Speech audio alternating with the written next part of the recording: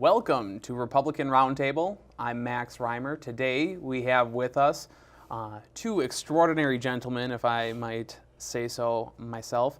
We have Representative Jim Newberger, who's running for Senate against Amy Klobuchar today, as well as Representative Jerry Hertaus. And today we are talking about a very interesting. We're gonna cover the gambit of subjects, but one thing that we wanted to talk about specifically, and to be quite honest, I don't know much about, and I would assume our audience doesn't know much about, and that is this thing called Article 5, the Convention of States. First and foremost, before we kind of dive into that subject matter, why don't you guys introduce yourselves a little bit? You know, Jim specifically, you're running for Senate. Can you tell us a little bit about who you are and what you're doing here? Well, thank you. I appreciate the opportunity to be on your show.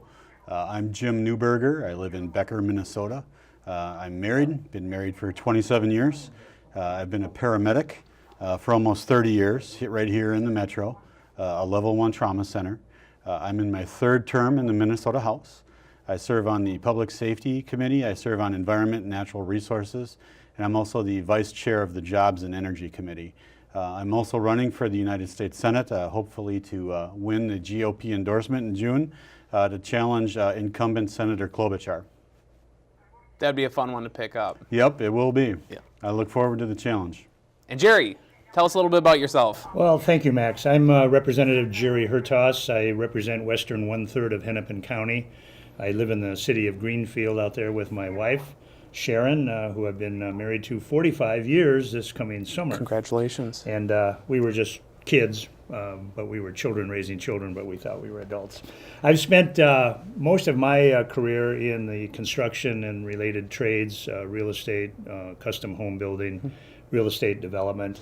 But in addition to that, I also have a kind of a varied background as well. I started out in pre-med curriculum and ended up wanting to go into anesthesia, ended up with a nursing degree and owned a retail nursery garden center. So I've been in business my whole life, and I became a married college student, putting myself through school and paying my own way as we go. So I certainly relate to the kids that are struggling right now with the college debt. Mm-hmm. That being said, I serve also my third term with Representative Newberger.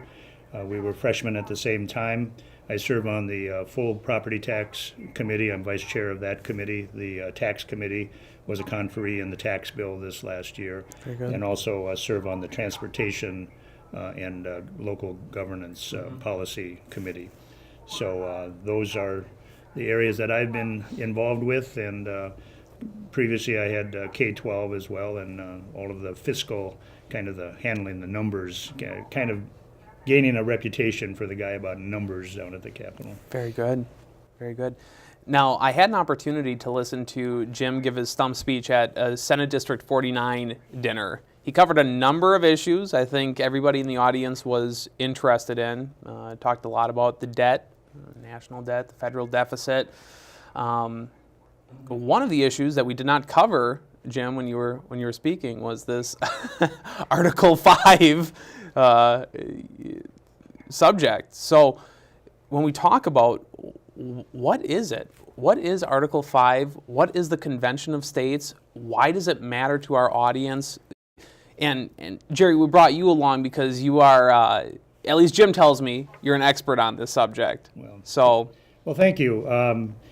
230 years ago, this last September, our founders were convening or concluding their work in Philadelphia.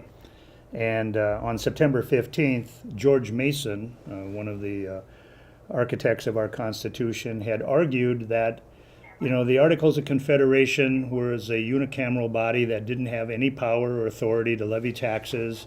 It was basically was a loosely held confederation of sovereign nations or sovereign states. And one of the problems they had was even paying for the revolution. It didn't have the authority to levy any taxes. So it was there for national defense. It was the primary purpose of the Confederation, as well as regulating some commerce. It was in 1786 that the Annapolis Convention was called by the state of Virginia to address the issues evolving around interstate commerce and some of the problems that were occurring at that time. Unfortunately, it wasn't well attended, and as a result of that convention, they resolved to hold another convention in Philadelphia. On September 15th, 1787, George Mason had argued that essentially one of the flaws of the Articles of Confederation is nothing could be changed with the Articles of Confederation unless there was unanimous consent from every state. And it just appeared that that was not really rendering itself very effective for this new country that had been formed. In Article 5, he reminded all of the architects that here we've discovered these problems with the Articles of Confederation, and we're about to give birth to this brand new government that we, the states, are creating. Right. And he said, we have no provision in here other than letting this new government amend the Constitution. We need to have equal standing as the sovereign states to be able to affect any change, which they referred to as the inevitable amendment of errors. And so they recognized that it wasn't a perfect article, and it was only because of Article 5 that the Constitution was even ratified in the first place, because the founders, such as Hamilton and Madison, reminded everybody that if there are any defects in this Constitution, go ahead and ratify it. We can always fix it with Article 5. But after we created this new government with separation of powers, the need to have conventions of states diminished greatly because every state had 2 representatives in Congress That's from right. the Senate. Yep. And they were appointed by the state legislatures. So these U.S. senators, which were appointed by the state legislatures, were their delegates or their embassies in Congress. And that's really the genesis of Article 5. And it really was not used very much, if at all, other than the Bill of Rights was promised to come along, and Madison had initiated an Article 5 applications to get the Bill of Rights. And there have been numerous occasions over our time in history where Article 5 applications have been met, and then Congress has certainly acted, as was the case with the Bill of Rights. The Bill of Rights were acted on individually, each amendment, and not lumped together as one big bill.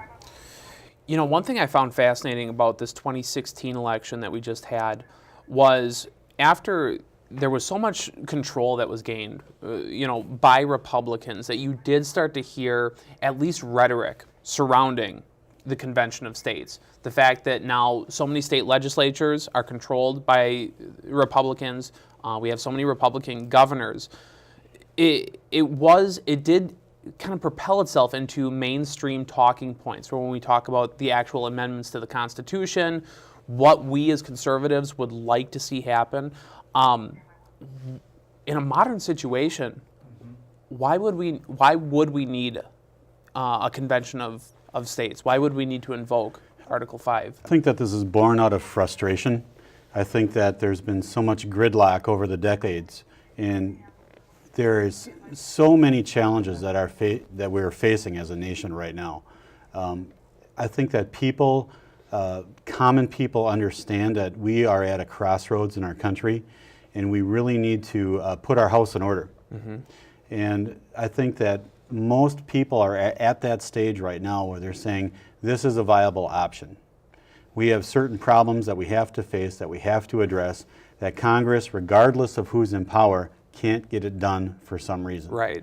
And so people are starting to look at this as a states' rights issue.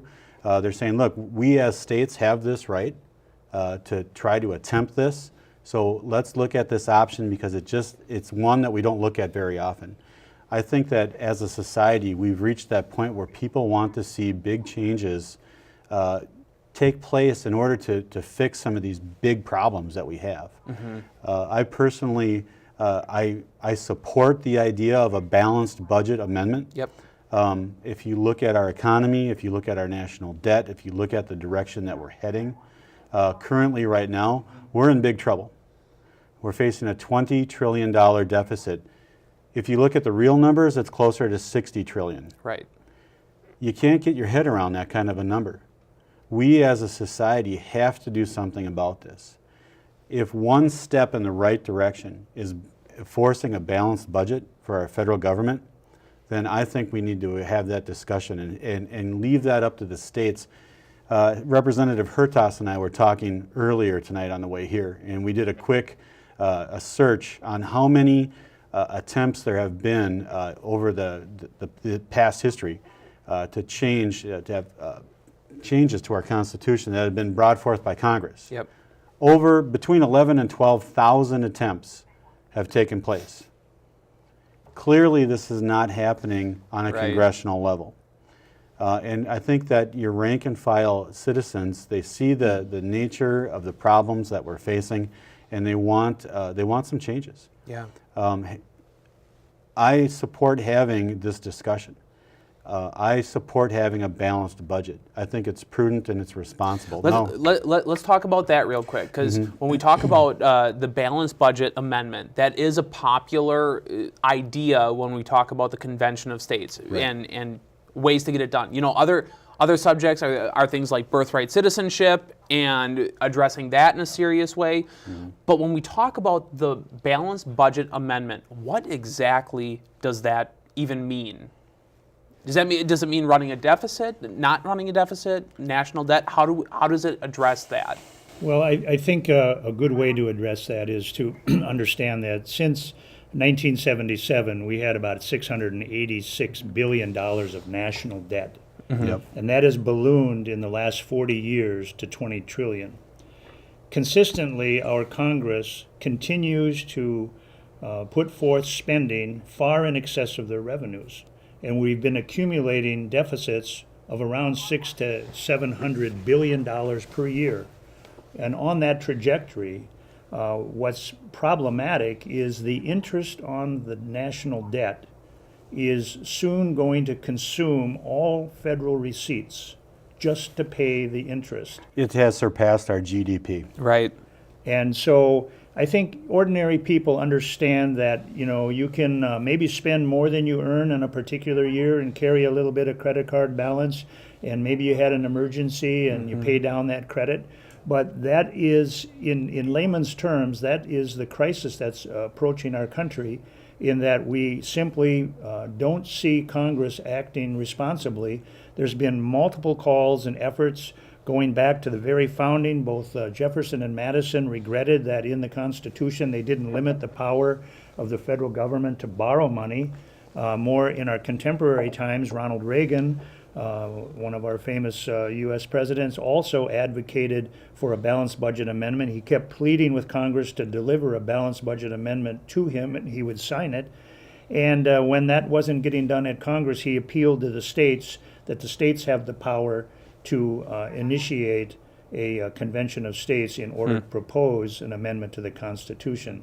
And you know, one thing we didn't talk about, and maybe many folks at home probably don't understand exactly how this process works, but any amendment can be proposed by Congress at any time. Congress is a perpetual convention of states.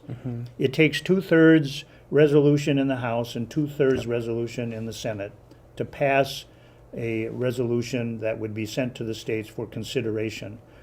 The other alternative to presenting an amendment to the Constitution is 2/3 of the states can propose calling an amendment convention for the purpose of making that proposition.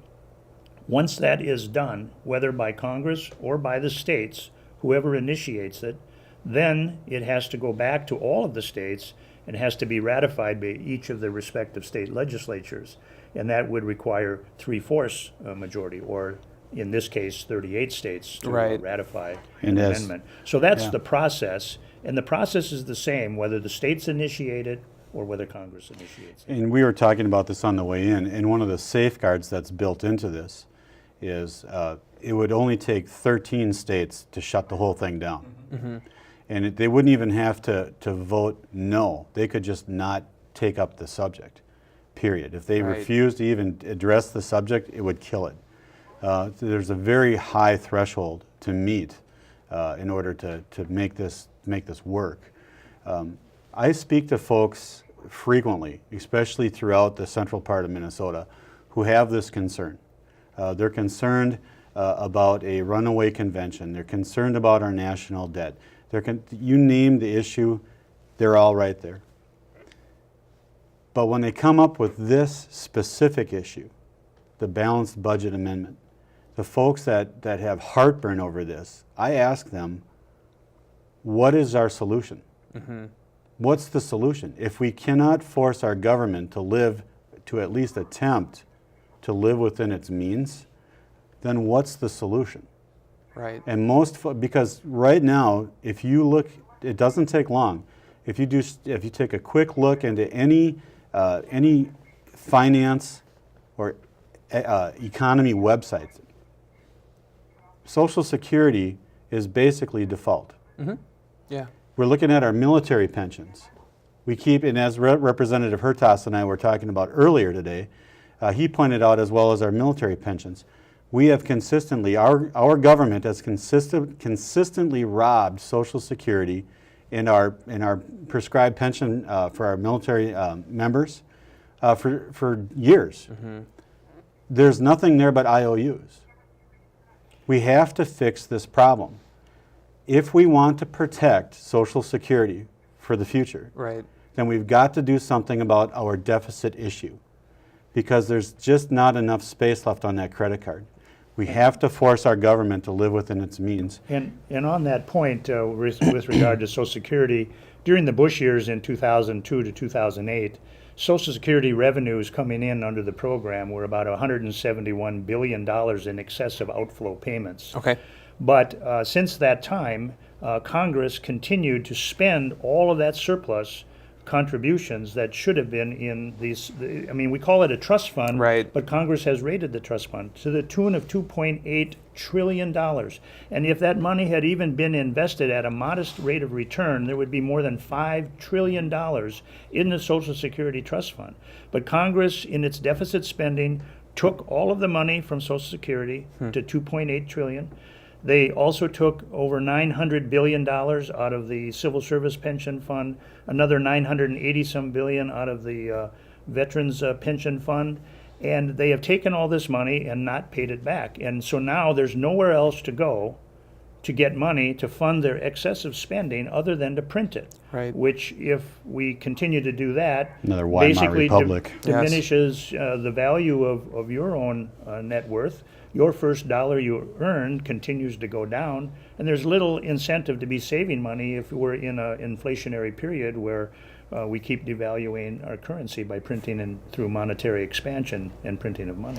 And when I have this conversation with folks throughout the state, they say, one of the common responses I get is they say, well, if we would just follow the Constitution. I agree. We should, because that's the highest law of our land. Right. But show me in the Constitution where it has any real authority over our budget. There's nothing there. We have to take the bull by the horns and get our federal government to behave itself. We cannot runaway spend any longer because the space isn't there.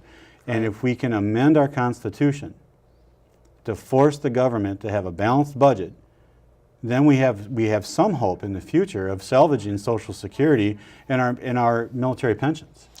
That's the first step Right. in that direction. Right. Now, when folks have asked me about other potential amendments, such as illegal immigration, whatnot, pick the Right. topic, I'm not in favor of those. Right now, I am focused on balancing our budget. Right. That's where, as far as I will go. Yeah. You know, one thing that struck me, Jim, particularly when you talked about everything that a successful motion to amend the Constitution would require in a convention of states, I found that fascinating because you did say that 13 states is all that needs to say no, or we don't care about this, to put the kibosh on it. From a practical standpoint, that the amount of coordination that something like this would take, the amount of states, state legislatures, unified ideology that would need to come together to make something like this happen, doesn't seem practical to me. Is it possible? Is it even possible anymore? Just thinking about how partisan we are in today's society, how divided we are on some of these issues, especially when we talk about deficit spending, birthright citizenship would be, like you'd mentioned, that's another thing that people want to address through a convention of states. Is something like this even possible? It just seems, we take we get so frustrated with Congress Yeah. for not getting anything done. Well, I think what's important to understand is regardless of who proposes an amendment, whether it's Congress or whether it is the states that would convene a convention to propose that language, in either case, we're in that same situation. The mechanics of ratifying any amendment can be, as Representative Newberger mentioned, can be killed by 13 states.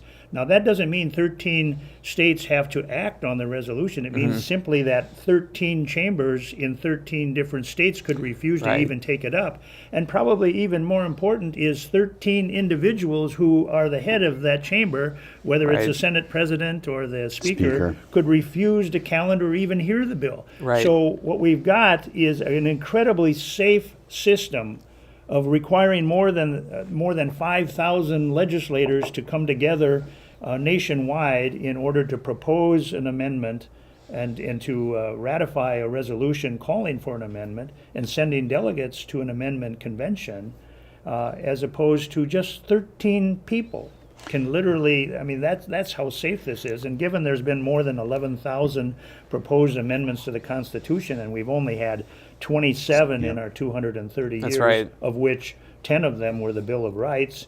That leaves 17 outside of the Bill of Rights, and 2 of those negate each other because one was prohibition of alcohol And one was the and repeal. repeal of alcohol. So we've really only had about 15 net amendments since the Bill of Rights. Right. Which I think is a beautiful thing, by the way. Yes. Yes. And if you look at this high threshold that we've been discussing to make this actually come to fruition, it demonstrates a couple of things. Number one, it demonstrates the strength of our Constitution.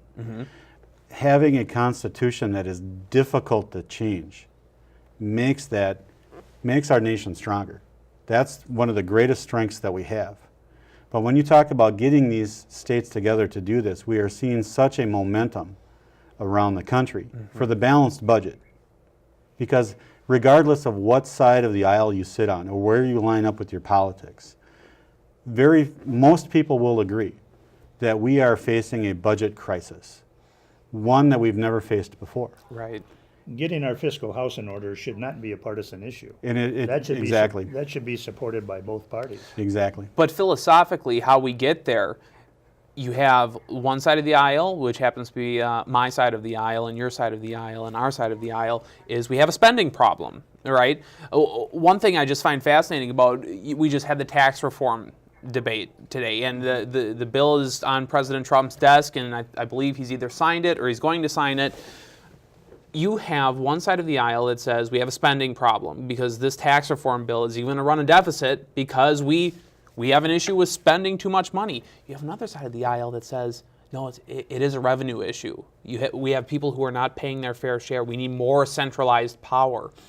How do you break through to people like that something like Convention of States would be even a good idea? Well, even John F. Kennedy back in the 60s faced the same dilemma. He fought his own party and his own Democrat colleagues, arguing that we needed a radical tax cut to get the economy rolling, and knowing first that expanding the economy, growing the economy, that investing to incentivize work and to incentivize investment is going to return on the long term, is going to increase revenues. He acknowledged that for the short term, the deficit will go up, and that it would be harder to balance the budget and the national debt would go up. But Kennedy was the first peacetime, post-World War II economic expansion, a Democrat who advocated strongly for reduced taxes and having a proper balance between the private sector, which often, is responsible for generating the revenues, and in order to have a healthy public sector, you have to have a healthy private sector. That's right. And so that's exactly where we're at today. And with the deficit that's being proposed, I think we've been in a stagnation, clearly in my industry, for more than 10 years. It's finally starting to get rolling again. Yeah. But we've had this stagnation, and we have a generation that's growing up in not knowing that there's anything better than what the status quo has been. That's right. We really need to incentivize work, and this is a way to do it. Jim, I'll leave the final word with you. We're running short on time here. As we campaign on your behalf and try to put you in the Senate, how do you become an advocate for a cause like this? Convention of States, Article 5 specifically. Now, We're in very dire circumstances. $20 trillion in debt is not a joke. In fact, there are stats out there that talk about $20 trillion in debt. It's actually more money than's currently in the world. It eclipses the entire world currency, just our national debt. How are you going to be an advocate for this as a senator? I think that, first of all, we have to make sure that we communicate to people not to lose your focus. In our current political culture, there are so many different crises that are taking place. I've had people that I've spoken to in the past that have told me, Jim, I don't know what to do. I feel overwhelmed, like it's issue overload. And I tell people this, I tell them, it's like you're standing on a mountain and you're watching an entire forest going up in flames. It's very easy to get overwhelmed by the forest fire. My response is pick one tree and put it out. Right. Pick one. Just do, if you can do one thing. And for folks that are very in tune to this, that have this on their heart, where the national debt is a big concern for them, and they really want to get involved with this, then pick that tree and put it out. That's your one tree. Don't get issue overload. The balanced budget amendment, for me, I think, unless someone can come up with a better solution, I'm all ears. But until we do, we have to explore this. Right. The other issues that people want to put into constitutional conventions, I'm not going to go there. Pick the one. Balance our budget, help to fix our deficit. If we can do that, we can ensure a better future. Now, how can folks get involved in this? There are many sites to look at. There are many places you can research this online. And there's really good points that are for this and points that are against this. There are some very good, solid, conservative people that are very intelligent on both sides of this issue. But I would say this, is our problem is our national debt. And for the folks that are against this Article 5 for a balanced budget amendment, then give us something else. Right. Give us another solution, because there comes a point, I'm all ears. Yes. Because there comes a point in time where someone has to be the adult in the room and tell our federal government to get their fiscal house in order. We run this big of a debt for much longer. Who knows where it's going to go? That's right. Representative Hertaus, future Senator Jim Newberger, thank you both for joining me today. Jim, how can people find out about your campaign real quick? You have an election coming up in 2018. I do. It's just jim4USSenate.com. That's all you got to do. Thank you so much. Do your research on this issue, folks. This has been Republican Roundtable. I'm Max Reimer.